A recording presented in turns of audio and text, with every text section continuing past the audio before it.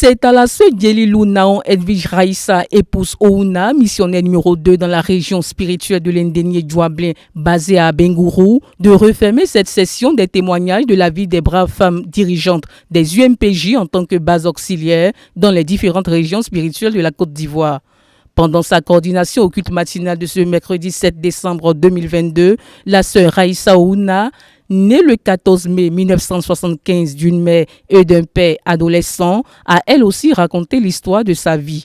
Obsédée par le désir de réussir dans ses études, Raïssa Ouna a obtenu tous ses diplômes et devient un cadre dans l'administration ivoirienne. Quand je m'approchais de mes parents, c'était la bastonnade. Et arrivé en 6e, j'ai obtenu l'entrée en 6e. J'ai remarqué que quand j'ai obtenu l'entrée en 6e, mon père était très content. Et j'ai vu que mon père est content quand j'ai de bons résultats. Pour gagner l'amour de mon père, je me suis dit qu'il fallait que je travaille très bien à l'école. Alléluia.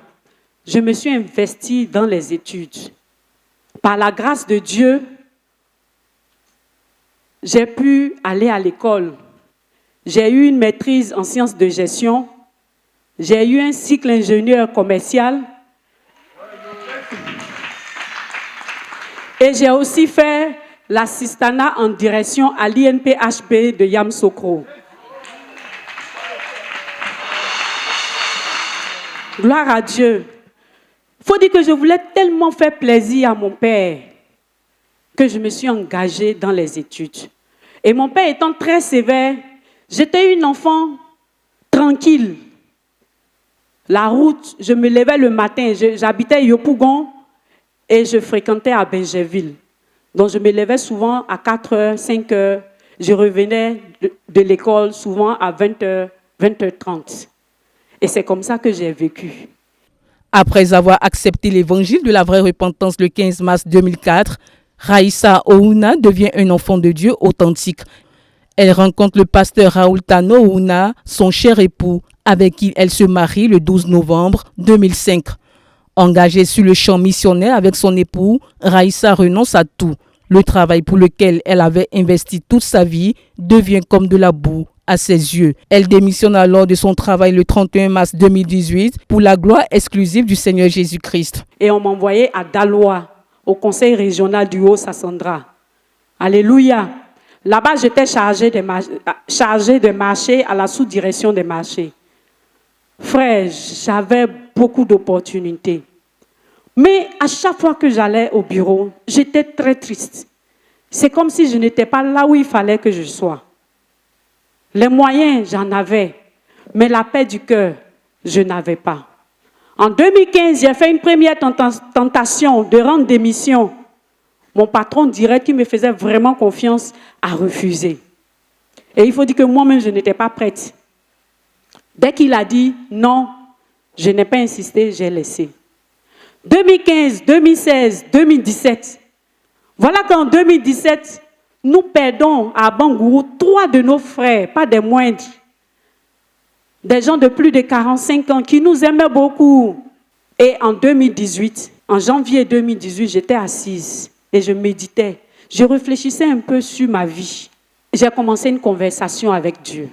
Et j'entendais dans mon esprit, en 2017, tu as perdu 3 de tes frères. Tu as assisté à leurs funérailles, 3 de tes enfants. Tu as assisté à leurs funérailles. Avec quoi on les a enterrés? J'étais là et je dialoguais avec le Seigneur. J'ai dit, c'est juste une planche avec quelques chiffons. Il dit, tu voyais, le premier, il avait une voiture. On ne l'a pas enterré avec sa voiture. La seconde, elle avait des pagnes, des casseroles, tous ses biens. Ses soeurs sont venues, elles ont tout pris. La dernière est décédée, elle avait un champ d'igname. C'est après sa mort même que ses filles sont allées déterrer.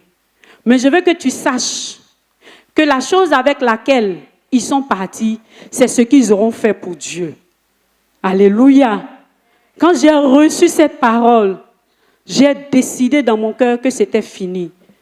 Que mes supérieurs soient d'accord ou pas, c'était fini. Et comme mon patron direct ne voulait pas, je suis allée voir le professeur Dieye Madi, qui était notre patron.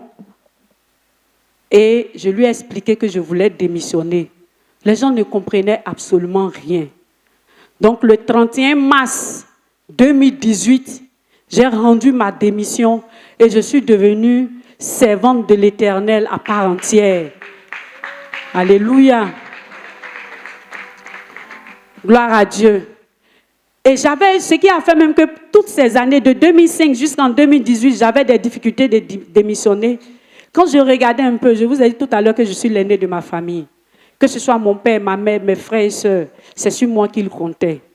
Mes frères, je vous assure que j'ai rendu ma démission depuis 2018. Je n'ai manqué de rien. Ce message percutant a touché une multitude de personnes. Il faut dire que le témoin de la sœur Laïssa Bangourou ce matin m'a béni. Ce qui m'a vraiment frappé, c'est sa relation avec Dieu. J'ai compris que c'était une femme qui avait une relation avec Dieu. Et quand elle avait une difficulté, elle posait des questions à Dieu. Ce qui m'a beaucoup marqué, c'est au niveau du travail. Il fallait qu'elle abandonne le travail pour aller en mission. Et elle a posé la question au Seigneur. Et le Seigneur lui a répondu qu'elle devait abandonner le travail parce que la seule chose qu'elle va partir avec ça au ciel, c'est ce qu'elle aura fait pour Dieu. Et le Seigneur donne l'exemple de plusieurs de ses enfants qui sont morts sans rien apporter. Donc elle, la seule chose qu'elle pourra mener avec elle au ciel, c'est le service. Donc elle a compris qu'elle devait s'engager à servir selon l'appel de Dieu dans sa vie. Et rapidement, elle a trouvé les moyens pour pouvoir démissionner. Et elle s'est engagée pour revenir à sa tâche. Et ce que je retiens de ce témoignage, c'est que malgré qu'elle a été mise en retard à l'école, elle n'a pas regardé à ça. Et puis elle avait beaucoup d'estime pour son papa. Donc elle s'est mise au travail pour avoir tous les diplômes. Et la seconde chose qui m'a bénie, c'est que quand elle a donné sa vie à Jésus, elle imitait beaucoup. Elle imitait, elle pouvait rentrer dans le jeûne sans demander. Mais elle était engagée à imiter.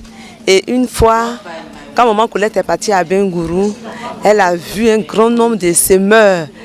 Elle était juste surprise. Pour dire qu'elle imitait tout ce qu'elle voyait qui était bon. Et ça m'a aussi béni.